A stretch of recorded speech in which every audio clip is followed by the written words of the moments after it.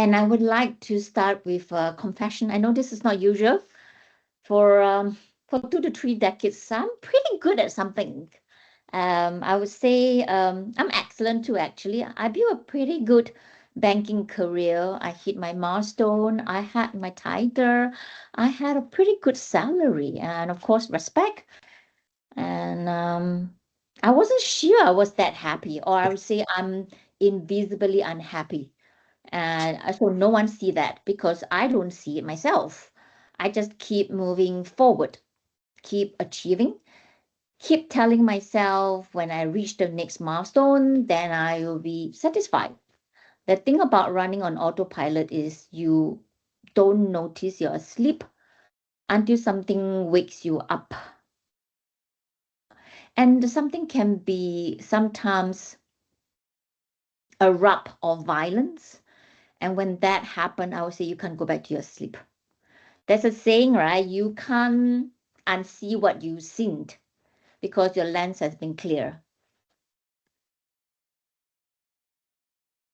And for me, that something was the loss of my son. But I'm not here to talk about my grief. I'm here to talk about what grief has taught me that success never did. And the difference between a life that can look good on paper and a life that feels good in your bones. And I want to offer you that distinction today, not through theory, but through what I've actually experienced and learned through the years of training that I have, and what I hope you can take away and learn through it as well. And if you're thinking that, well, I'm doing okay, I don't need this, I'll stay anyway, because you might discover something that you didn't know that you might be missing.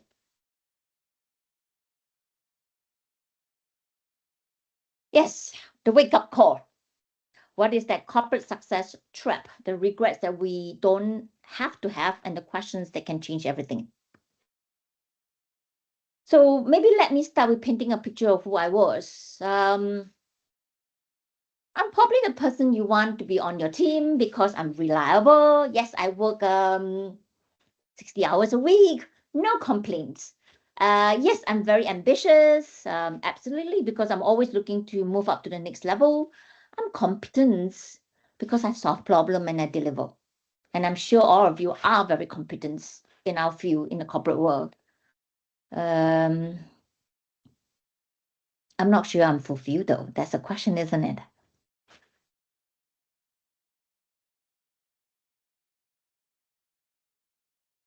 I achieved what I set out to achieve, and the moment I achieve it, I discovered something quite shocking.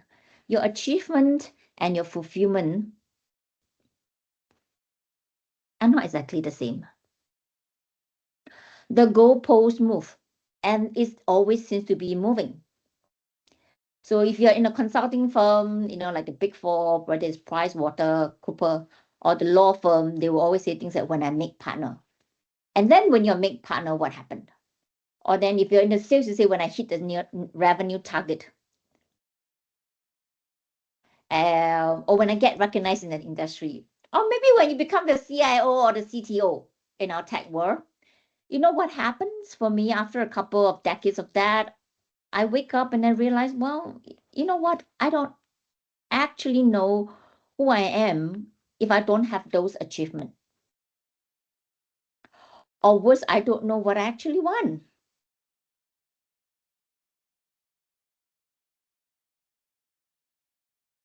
And I would like to pause here because this question, do I know what I actually want? If you allow me, let me ask you something. You may answer outright if you're comfortable. If not, you can just write it down. Just notice what come out when I ask that question. In your life right now, at this very moment, could you articulate what you actually want? Wait, not what you think you should want, but what you genuinely want from the deep of your heart. And sit with that for a moment, and we'll come back to it later, okay?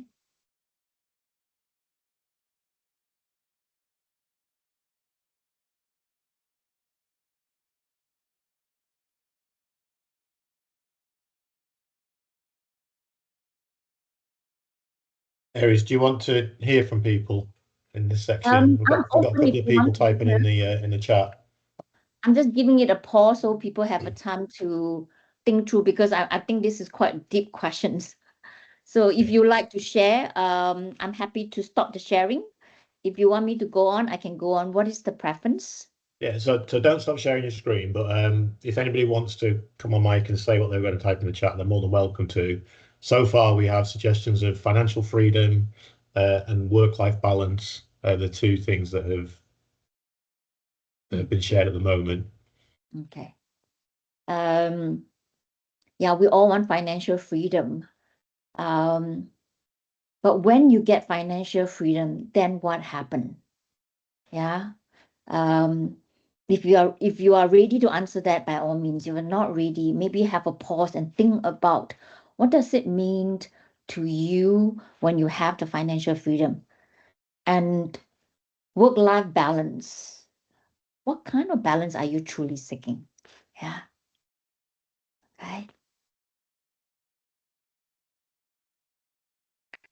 I'm going to talk about the regrets we don't have to have. Years after my own wake up, I came across this research by this person, this nurse. She's a paramedic nurse in Australia. You might heard of a name called Bronnie Well. For 12 weeks at a time, she sat with some dying patient. She recorded the same regrets again and again. There's 5 of them to be very precise. And okay, so the none of them were about achievement that didn't reach. Okay, of course, there's no financial whatever, but we all choose financial.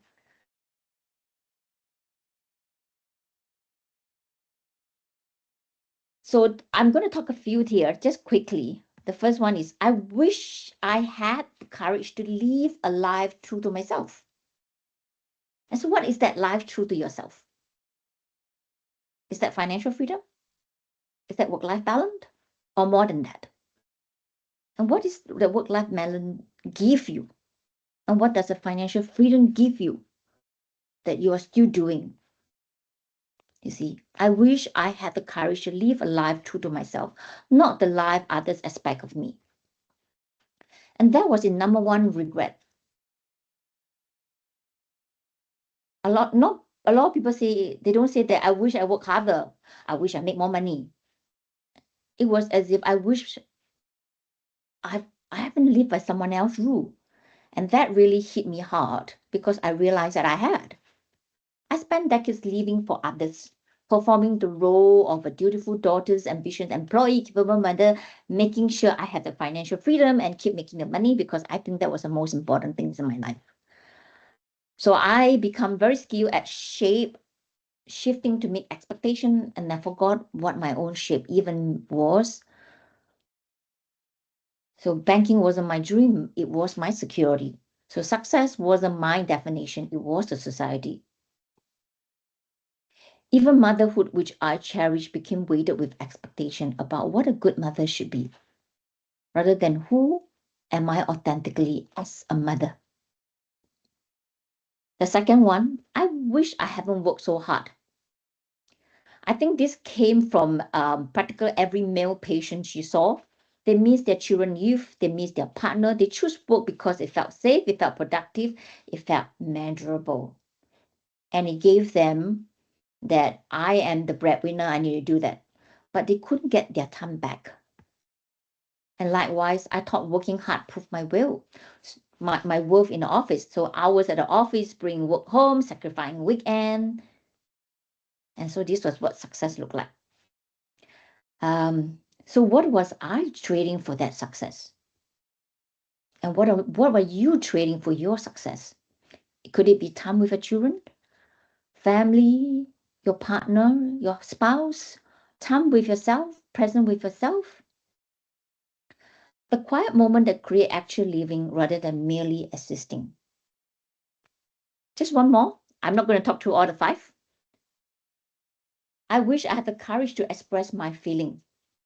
They swallow what they felt to keep the peace, to be professional, to be strong, and that swallow emotion and it live in the body, and it can came out as bitterness, illness, and regret.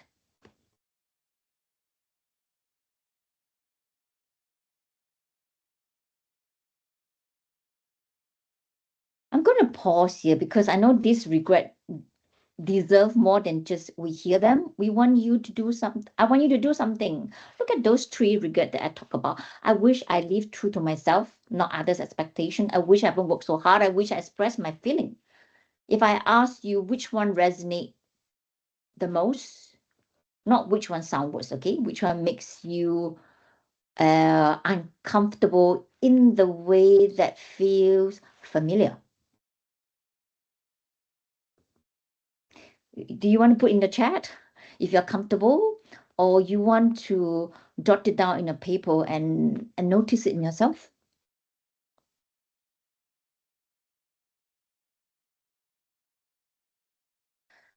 Personally, for me, I have all of them, but I have to say the first one, living true to myself, was probably the biggest one, because I find that I couldn't express my feeling and I can push back on overwork if I didn't even know what I actually felt or I wanted, because I'm too busy trying to do a good job. And here's the trap most of us fell into when we try to answer, who am I?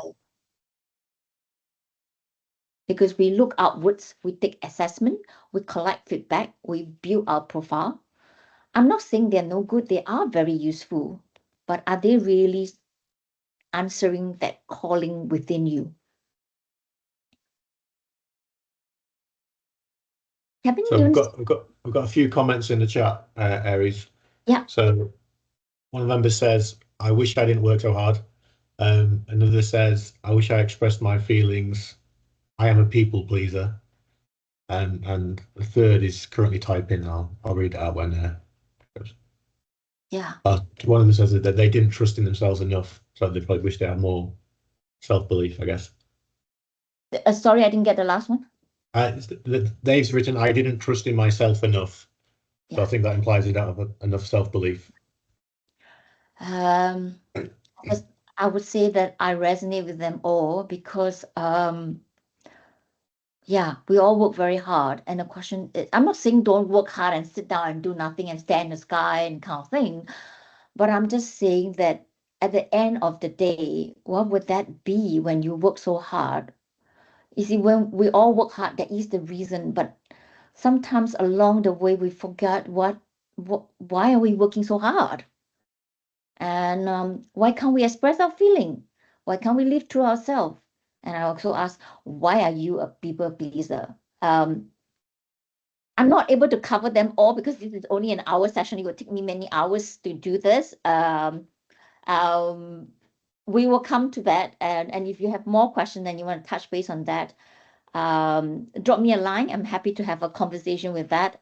Yeah, okay, because I'm mindful. And then I will come back if you want me to talk more about each of those that you asked. But I think this is talking about an awareness and knowing one of these regret, the universal regret that I like to put, and knowing that, what would that mean to your life right now at this point? I'm not saying you do any drastic change, but it's knowing and having the awareness. And having the awareness, what does that mean to your life now and to what you want to do next?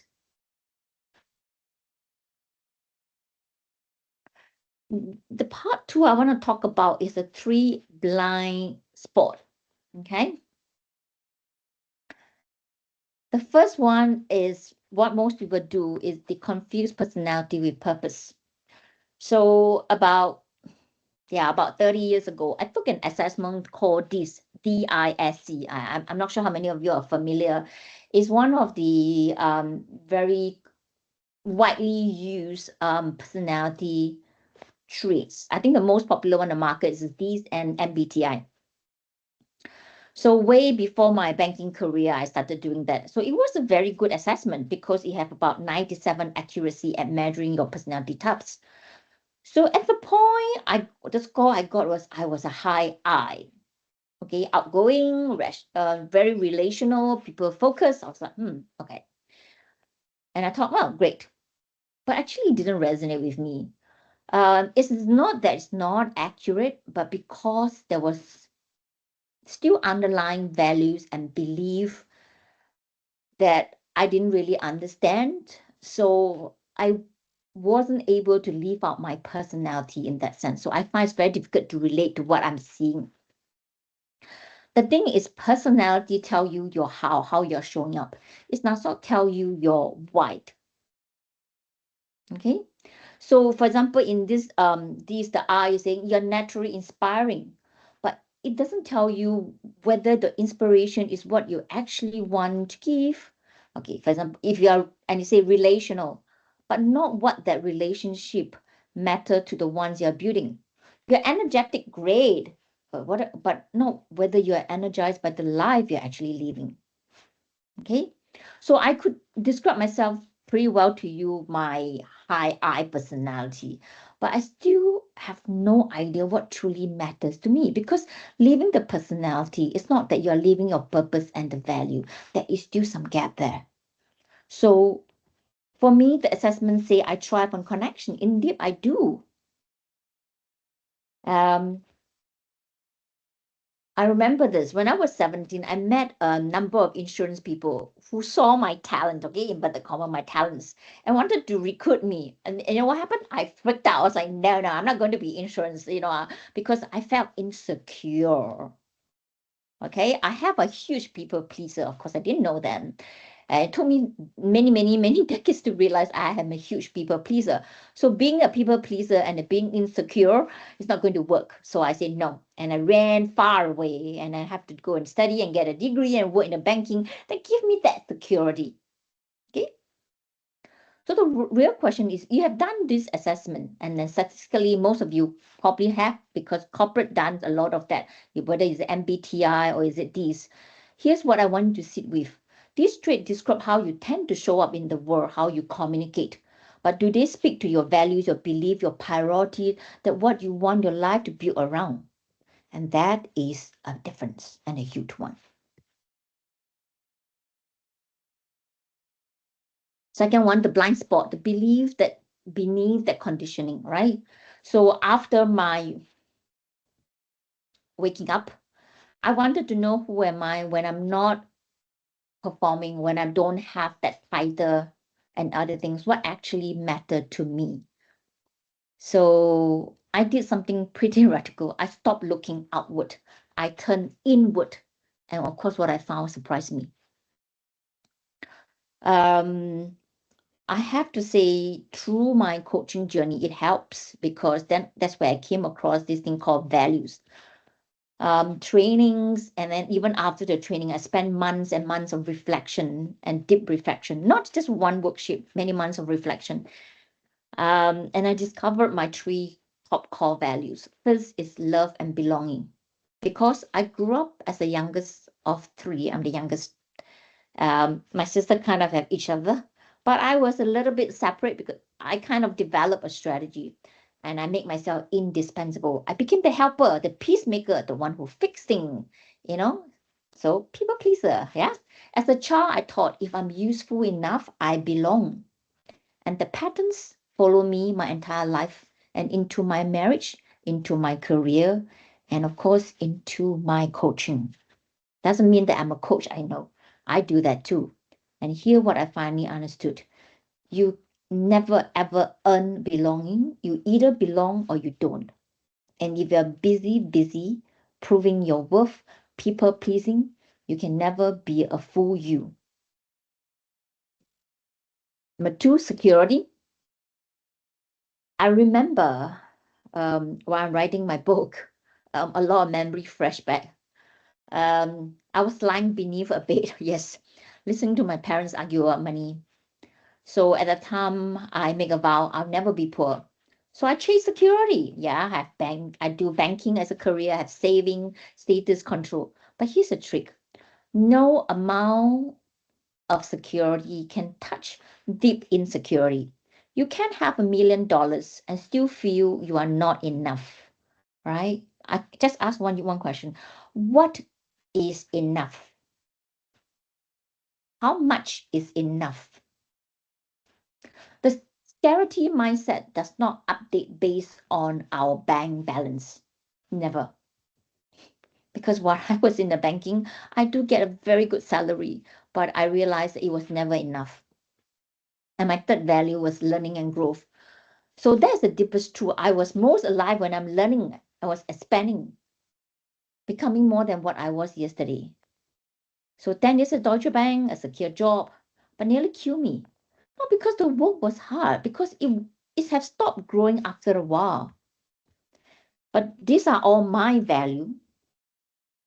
But here's what I need to tell you. Okay, this took me months, not days and weeks to uncover.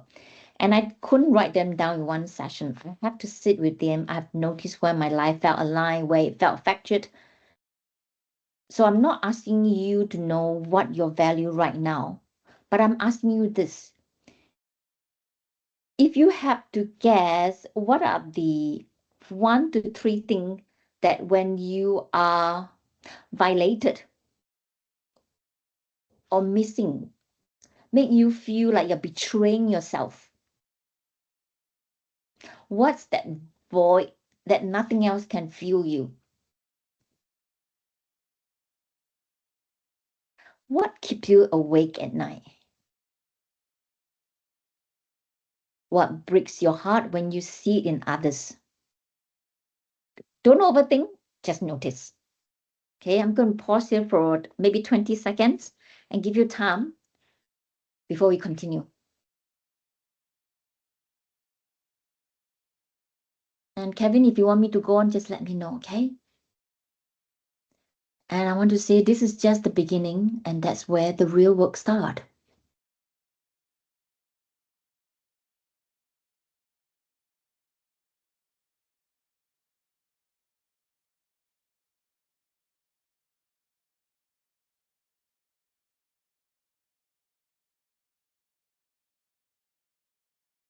If you'd like me to repeat the questions, just let me know.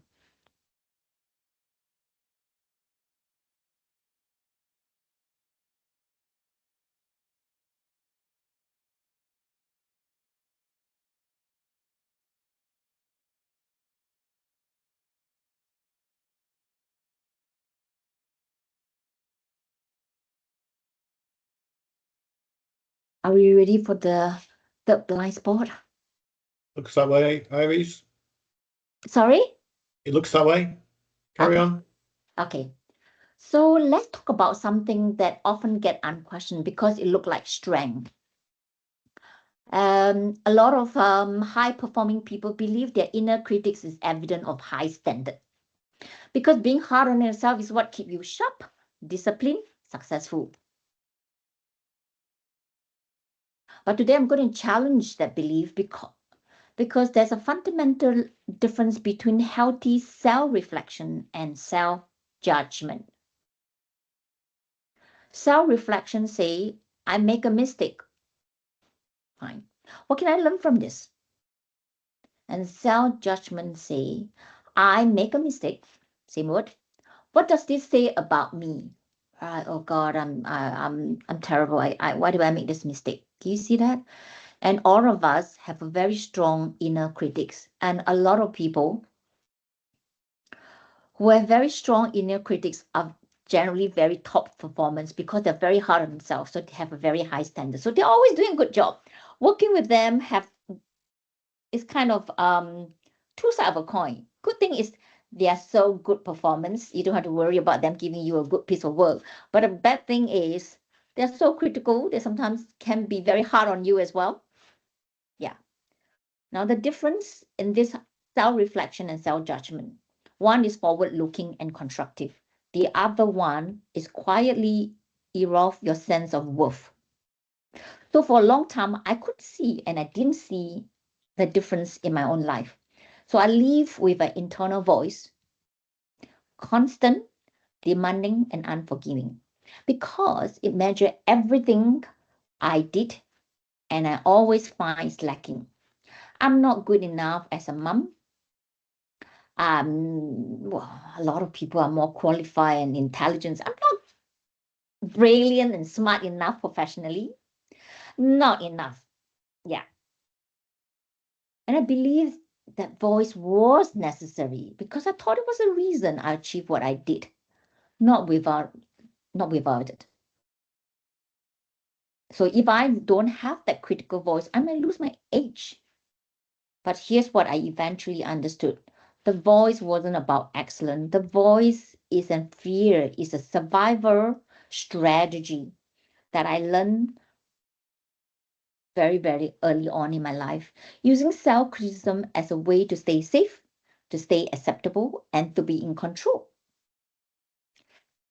It didn't help me to grow in my mindset. It kept me tense, it kept me guided, it kept me actually bracing. And the real shift came when I realized this. The voice wasn't telling me the truth about myself. It's only when I saw that I realized I had a choice. I could continue to drive myself to shame, or I could hold myself to high standard without abandoning myself in the process. Because the high standard doesn't need self-punishment to survive, and real growth does not require cruelty.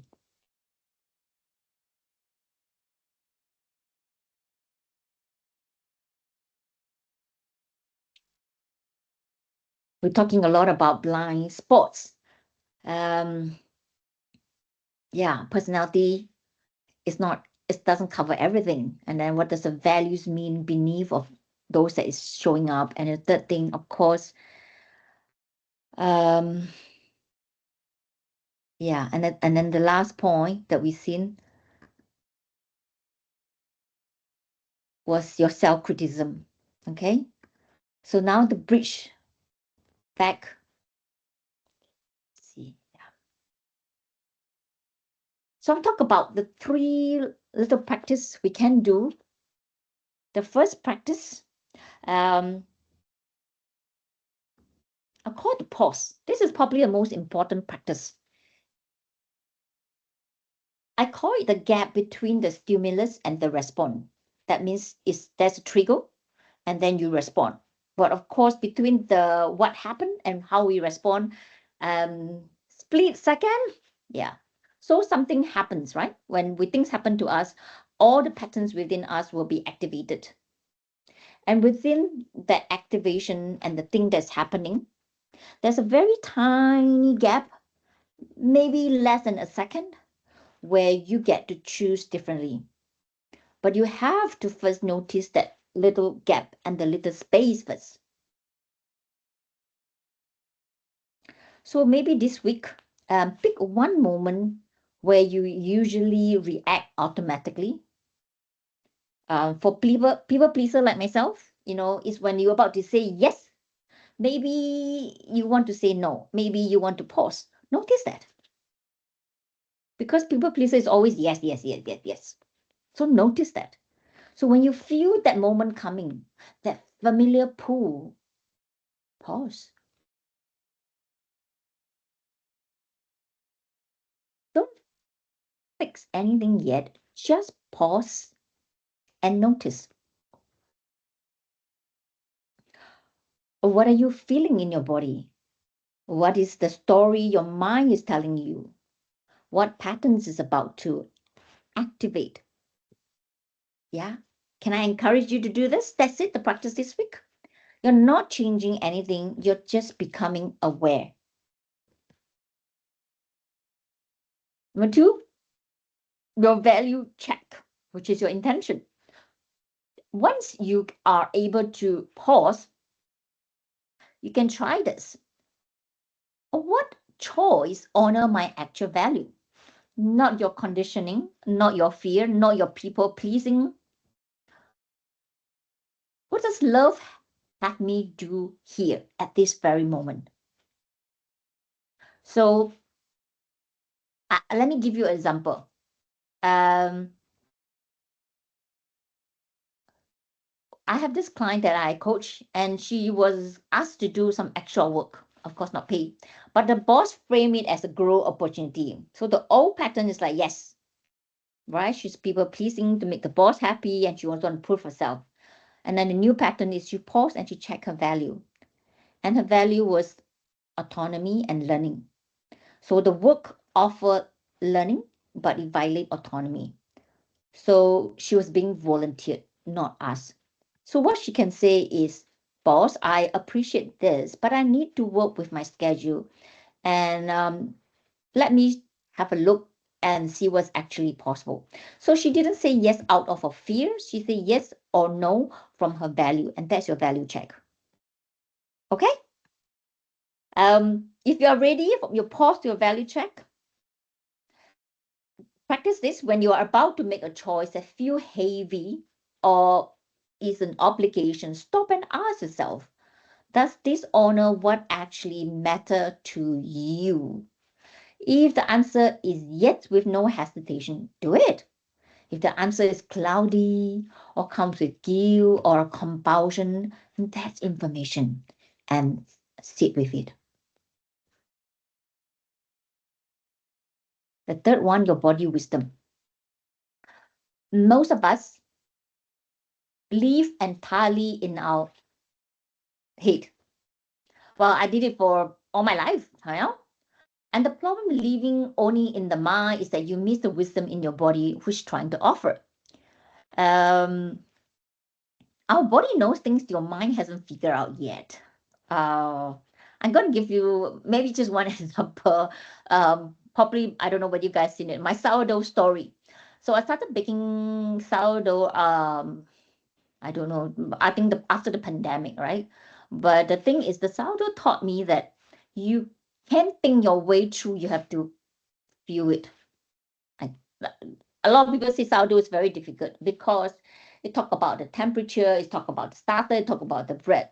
So when the dough is ready and then they give you a time and things like that, but it doesn't work like that. You can't just calculate. That give you a guideline, but you have to feel it.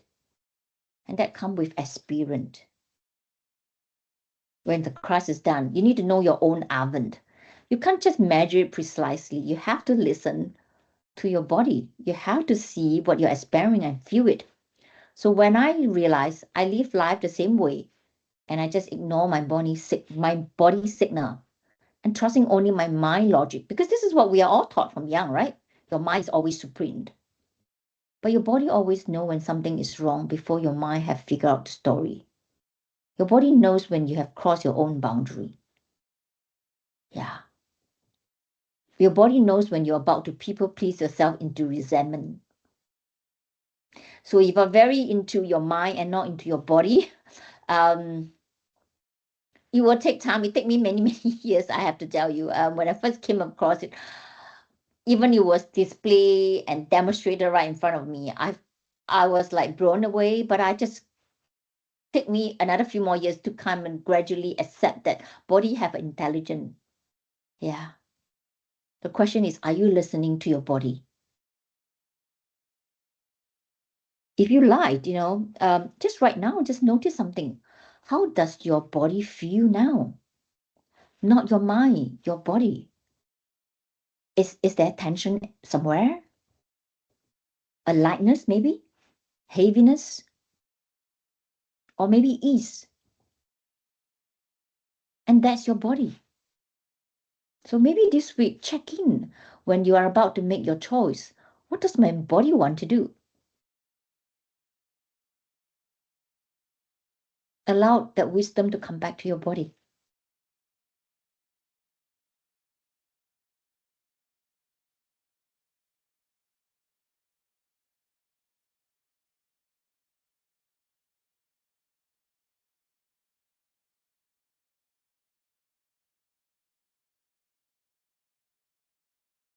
Um, Before we do that, is there any questions?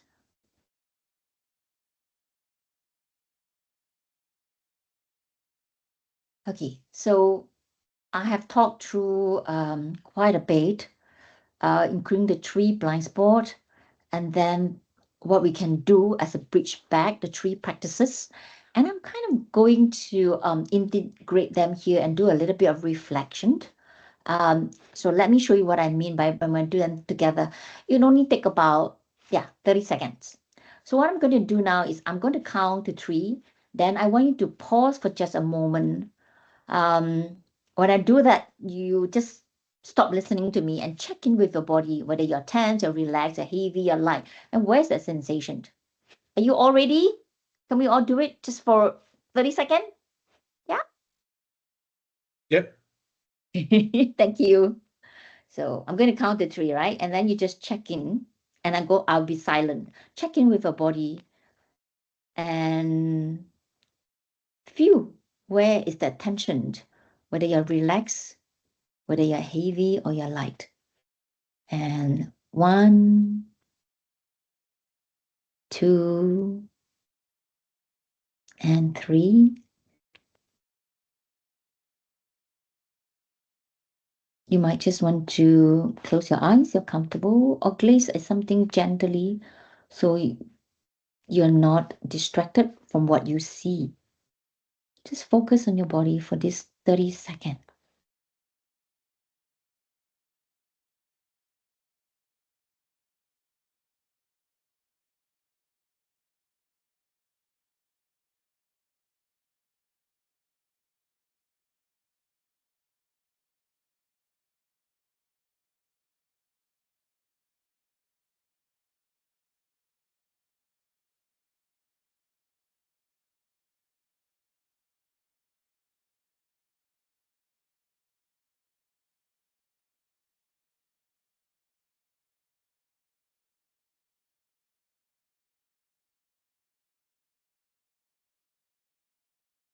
Anybody like to share something?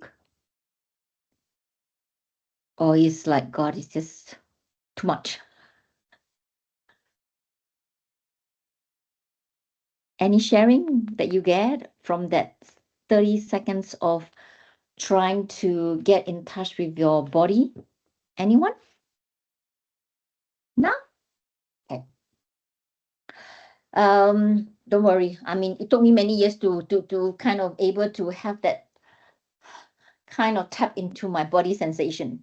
So I'm not expecting that we all able to do it unless you do a lot of mindfulness or meditation practice. You're more used to listening to your own internal voice. Yeah.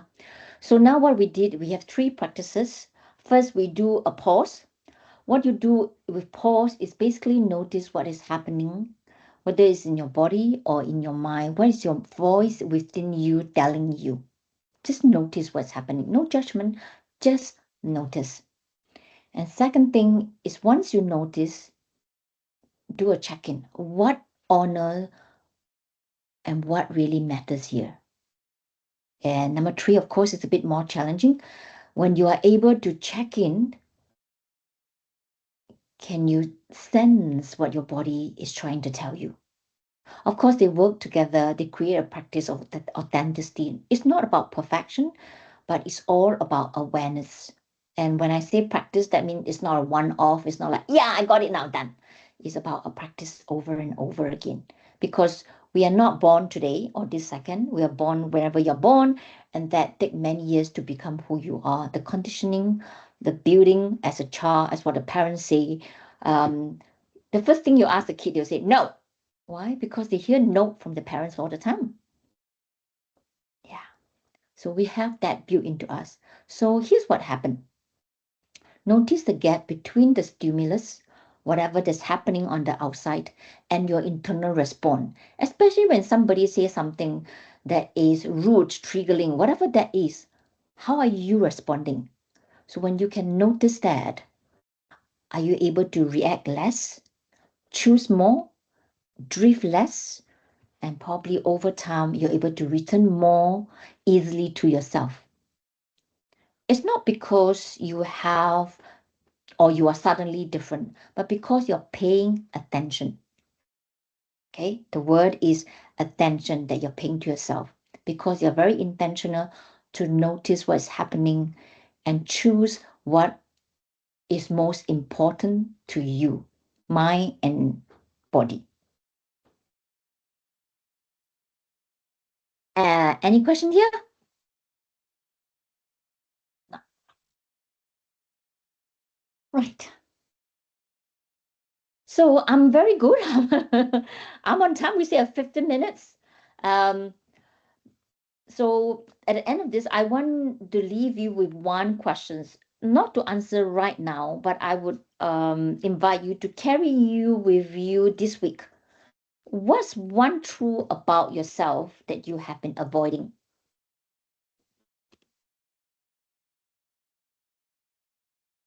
A value that you keep overriding?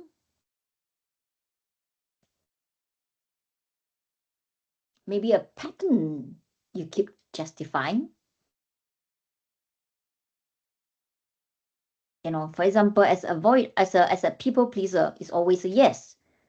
And then at some point, you start to notice somebody say that people pleasing, right? How do you know you're people pleasing?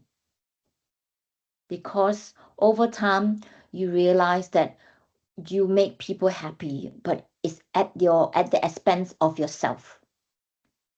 Yeah. So what is that need you keep minimizing? Or maybe it's a version of yourself that you had learned to avoid because that was not acceptable as a child. You're told now, don't do that. It's too dangerous.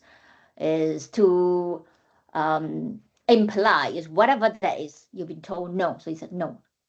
So this is not about fixing yourself. It's about seeing yourself. Because what you can see, you can work with. And what you keep avoiding quietly runs your life.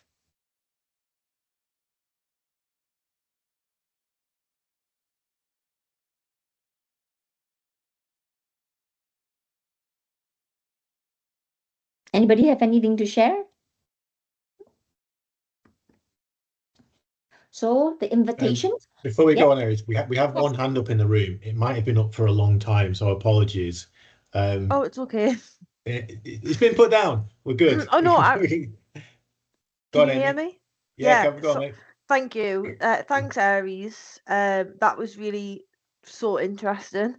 And I was just wondering, because obviously you had like a real journey yourself, and you've obviously helped a lot of other people on their journeys. And I was just wondering, like, how long did it take for you to make a change in your career and end up where you are now? And what about the people that you've worked with? How long do these changes take, and where have people ended up? It's a bit of a big question. Yes, that's a big question. I think if you notice throughout, I didn't say change, and I say seeing, noticing, and pause because the change start from there.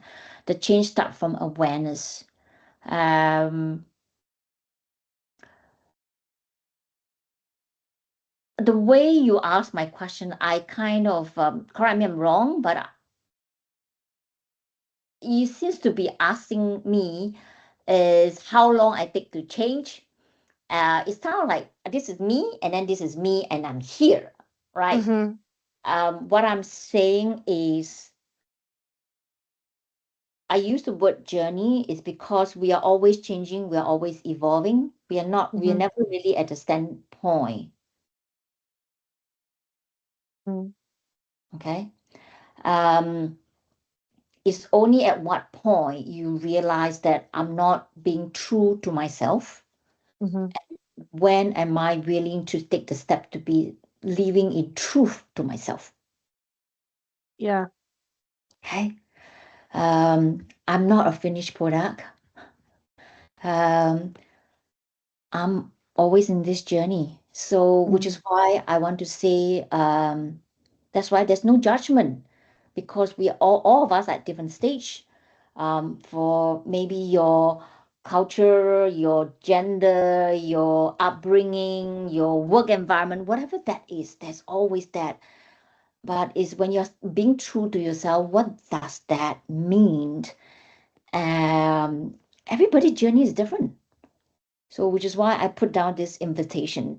I'm not sure I really fully answer your questions. There's a lot to that. I'm happy to It, take that conversation a little bit privately if you want, but Mhm.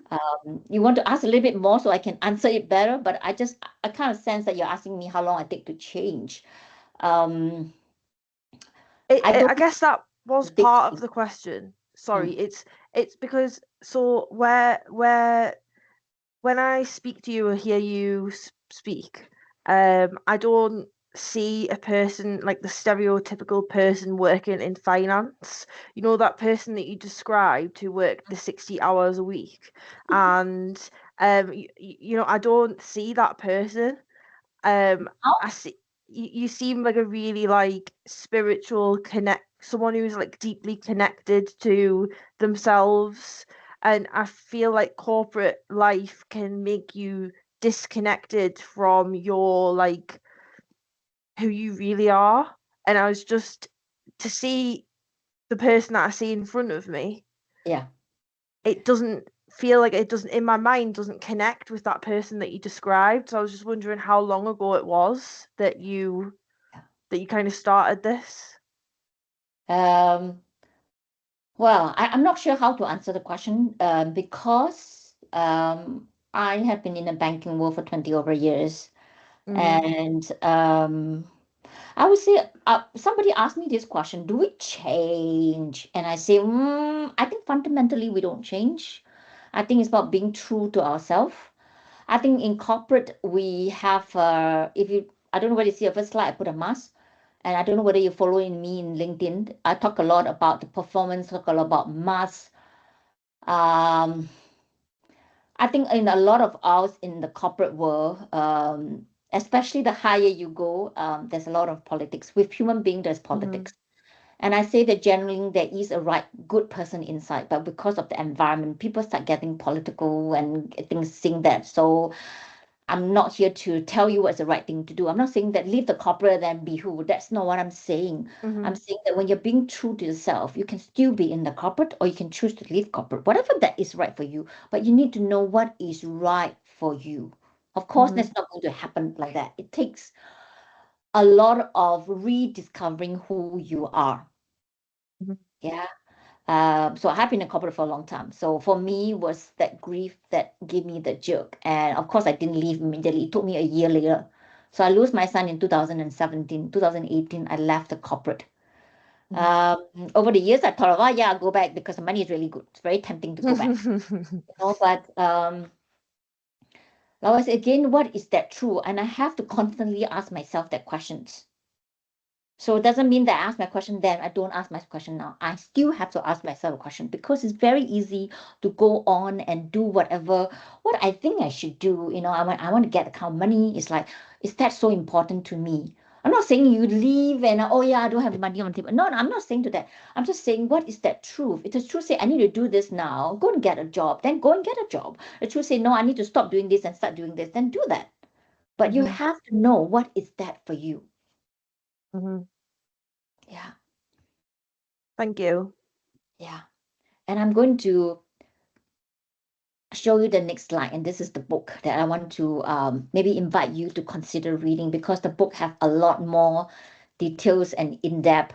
Um, the chapter one talk a lot about the conditioning, unaware that we move on. And you talk about reflection and you reflect while you read along. So maybe that is helpful.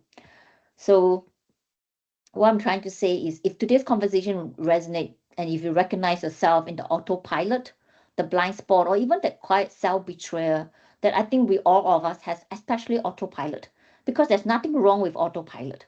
It's a human intelligence of doing that. Because if we don't live in autopilot, we probably not living. Yeah, if you study psychology, study how our brain work, we all go on autopilot. So long we learn something and it serve us, we park it to the back of our mind, or and then you go on. That's how we work. So there's nothing wrong with that. But the thing is that autopilot sometimes it come to the point it no longer serve you. And when it doesn't serve you, it will hinder you. And what does that mean? So all the things, the condition that we picked up from the child is because it served us and it helped us. But it comes to the point where it don't serve you, then what do you want to do? And that's when the awareness come in. But because it's been so long in the unconsciousness and autopilot, it can be difficult. And that's why I say start with being aware. And then you can ask yourself, what do I really want? Not what I think I want. Yeah. So there is the longing to live more truthfully. So that is this book. And the book is called Authenticity Unveiled. A journey to yourself and where the work begins.